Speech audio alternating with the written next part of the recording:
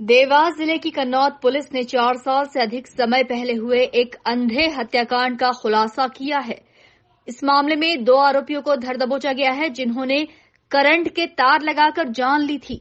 Police के मुताबिक सितंबर 2018 में लापता हुए 25 साल के युवक की हड्डियां पिछले साल जनवरी में देवसिराल्या के जंगल में एक कुएं में मिली थी।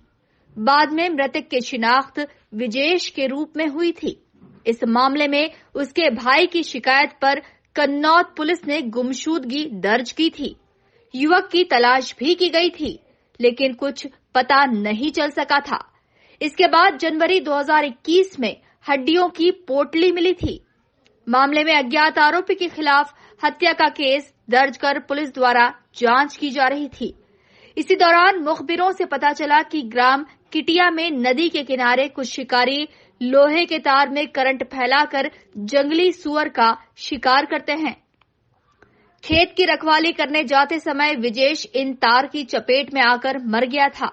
इसके बाद आरोपियों ने उसके शव को कंबल में लपेटकर पत्थर बांधकर कुएं में फेंक दिया था, जो करीब 2.25 साल के बाद जनवरी 2021 में हड्डी के रूप में मिला था।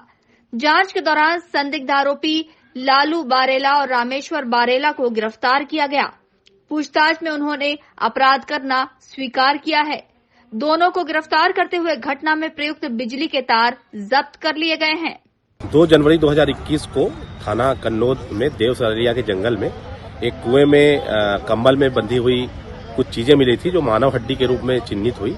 बाद में इसकी पहचान पत्र के आधार पर, परिवारजनों की निशानदेही के आधार पर ग्राम किटिया के विजेश गोड़ के रूप में हुई थी।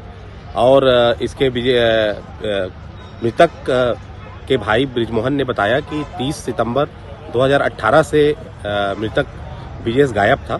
उसकी सूचना पर तत्काल अज्ञात व्यक्तियों के खिलाफ हमने हत्या का अपराध पंजीबद्ध किया था। यह प्रकाश में आया कि मृतक के खेत के आसपास कुछ लोग सुअर मारने के उद्देश्य से तार में करंट फैलाकर रखते हैं। इसी आधार पर भिलाई के लालू और कोलारी के रहने वाले रामेश्वर से जब हमने कड़ाई से पूछताछ की, तो उनने घटना करना स्वीकार किया और मृतक के खेत के पास करंट लगाकर मृतक की मृत्यु होना उनने स्वीकार किया। और बाद में इनने डर के कारण उसको कंबल में लपेटकर और कुएं में फेंकना बताया। आरोपी लालू और रामेश्वर को हमने गिरफ्तार कर लिया है। प्रकरण अभी विवेचना में है। क्योंकि प्रकरण 4 साल पुराना था, इसलिए पुलिस अधीक्षक महोदय ने कन्नौज की पूरी पुलिस टीम को इस ब्लाइंड मर्डर को ट्रेस करने के कारण पुरस्कृत करने की घोषणा की है। इस अंधे कत्ल का खुलासा करने वाली टीम को पुलिस अधीक्षक ने इनाम देने की भी घोषणा की है।